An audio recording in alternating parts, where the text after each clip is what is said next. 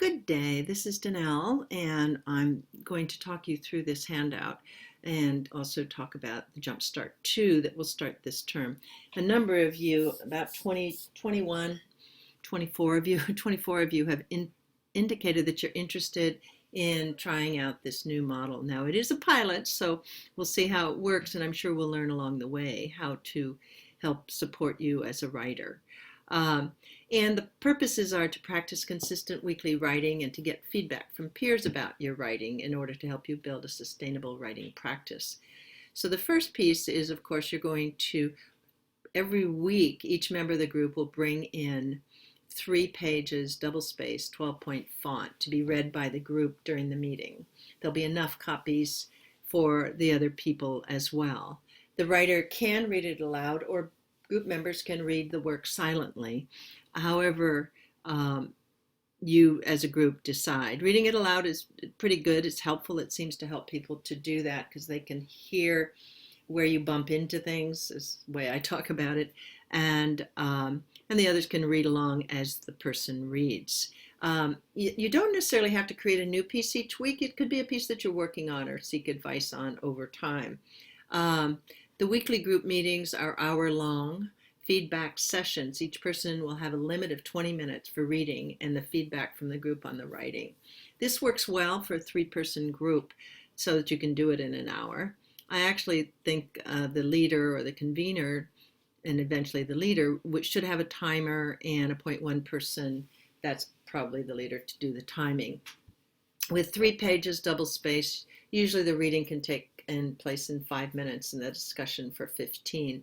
And I've actually included some feedback questions on the end. And then the other part is that you're going to be accountable for recording the amount of time you write during the week. So we're going to have a spreadsheet in Google Forms. In the Google Drive, we'll give you a link. We're still working to set that up. But you'll put in your day, the day, and how many minutes you wrote that day, and then we'll summarize by the end of the week. The contract says that you need to set aside 2.5 hours a week for writing. You can write more, but the goal is to begin to see the value of consistent daily practice. So 25 minutes, 30 minutes a day is quite sufficient. And then some people always ask, well, what is writing? And I think that's up to you. I think you should do actually some creation of text during that time so that you have your 3 pages ready. It could be editing time. It could be taking notes from journal articles you're reading. But the more you can use that time to actually write, the better off and the more improvement you will see in your writing. But it's not a strict rule about what you do during that writing time. It may be that you're gathering your resources, your articles to read. This is a pilot program. We'll run it again in spring, and we may have to change group by spring, so because people have different schedules. So a little bit of background and a little bit of academic references related to what I'm asking you to do. I do have a nice quote here, which says from Aristotle, "We are what we repeatedly do. Excellence then, is not an act, but a habit. Therefore, in order to achieve excellence in writing, we have to write and continue to write as much as possible.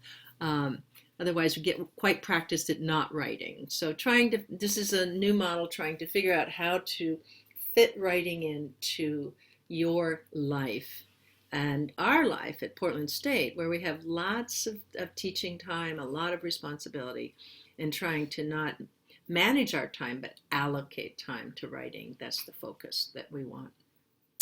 And so what it does to have the conditions that can help you write include attitude, beliefs, and practice. So some of it is attitudes. So you now have the right attitude. You've jumped into this new project.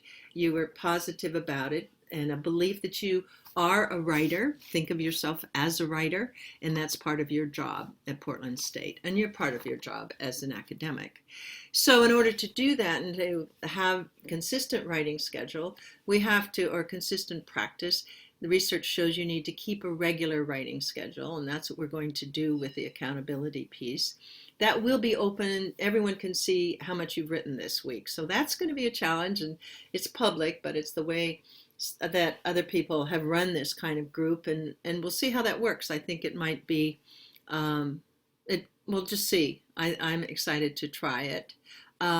Also, have time and space to write is another element that fosters consistent and productive writing. That means that you have thought about what are the spaces that you get the most writing done. Is it a coffee shop where there's that white noise?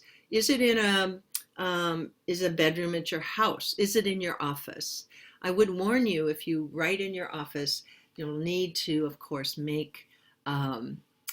close your door and make sure people do not disturb you, because that sort of getting into that space of writing and allocating time to write, you want to make sure that's way high up on your list, and that it's really sacred time, and you're really ferocious about saving that time. So you don't let somebody say, oh, we're supposed to have a meeting on Thursday.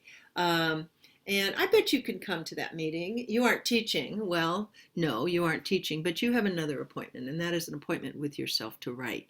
So do try to find that time. Some people do this on Sunday night. That was a recommendation by Carrie Ann Rockamore out of a program that she runs in Chicago. Sunday night, look at your calendar and figure out those half-hour times to write. And the other part is these key elements of writing schedule, time and space to write. Feeling part of a supportive community of writing peers. So that's what we're doing with your groups. We're supporting each other as academic writers. What we do know from other research, McGarrell, Rickard, and Jones, 2006, conducted a meta-analysis of 17 studies published between 1984 and 2004 and found that that writing courses, writing support groups, and writing coaches, all of those led to an increase in average publication rates. So you are now participating in something that research has indicated will be beneficial and will give you an opportunity to increase your publication. So congratulations on making that choice and having the courage to be more public about your writing in terms of the feedback, and also be more public about how often you write in the accountability piece. This is not for everyone, but for some of you, it might be an opportunity to do a little action research on yourself, sort of an autoethnography on yourself as a writer. So you can study what you do and how you do it and what's going to get you to write and to publish and to accomplish that goal. So there's two pieces here: supportive feedback and accountability. And hopefully at the end of this, you'll write more, publish more, and stress less. That's my goal.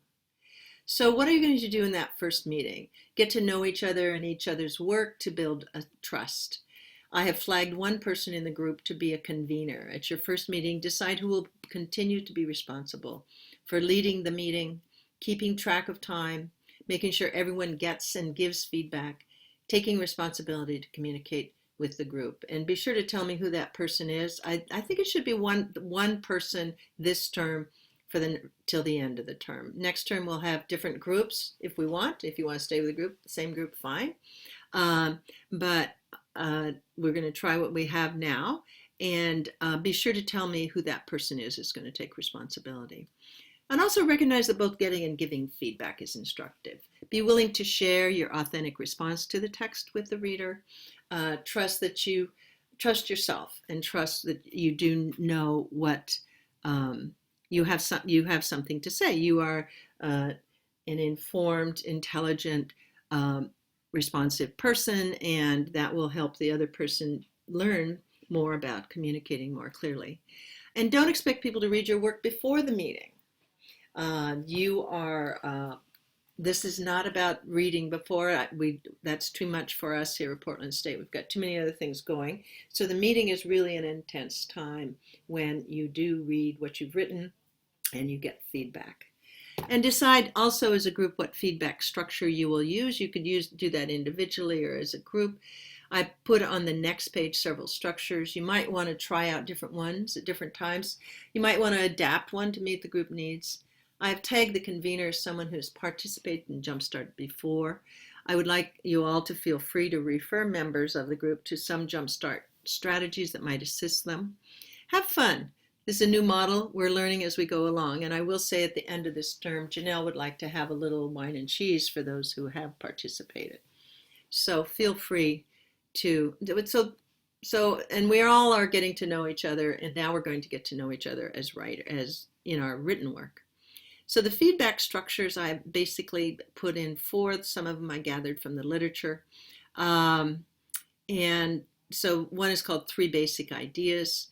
And that one you have, and this is one I've used a long time. I've used it with students. I've used it when I've given feedback to others.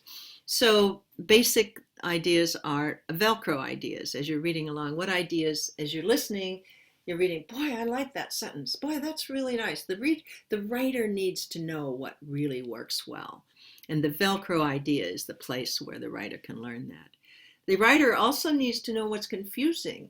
So, when you write something, you go, oh, that's really clear. And then someone reads it and you go, no, it's not clear at all. So you need to help the person by giving them that kind of feedback. And then the third thing is what is needing elaboration. As a reader, what do you want to hear more about from this idea? Do you feel like there's more that the person can add?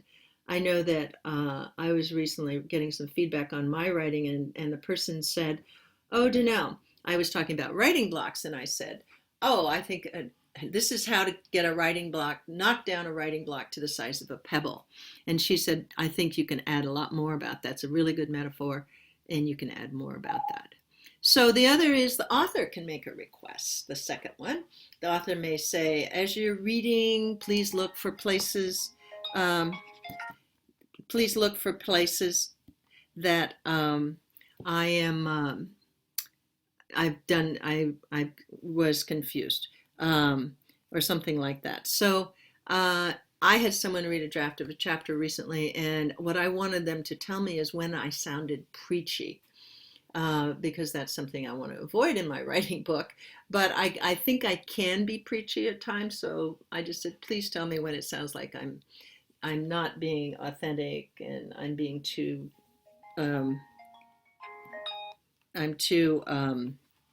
that's my phone ringing. And the other 2 sets of questions here are questions that I got from Goodson's book. On 50 key strategies, becoming an academic writer, and it's in the library. And she had some good questions, and she separated them by middle draft and early draft questions. So you can read those and see, the early draft is like, when you're beginning an idea. And the middle draft, of course, is after things have developed, and more like the Velcro, confusion, and extension questions. So I hope this helps you, and this is longer than I wanted it to be, and for those of you that missed the meeting, this YouTube video might help you. I will also attach this document so that you can use these questions, these feedback questions, and you can also use it to organize your first meeting. Okay, and I'm really excited about the number of people who responded to this, and we'll just keep track of each other, and we will see how it goes, and I look forward to your feedback. All right. Talk to you later, my dear writing partners and colleagues. Bye-bye.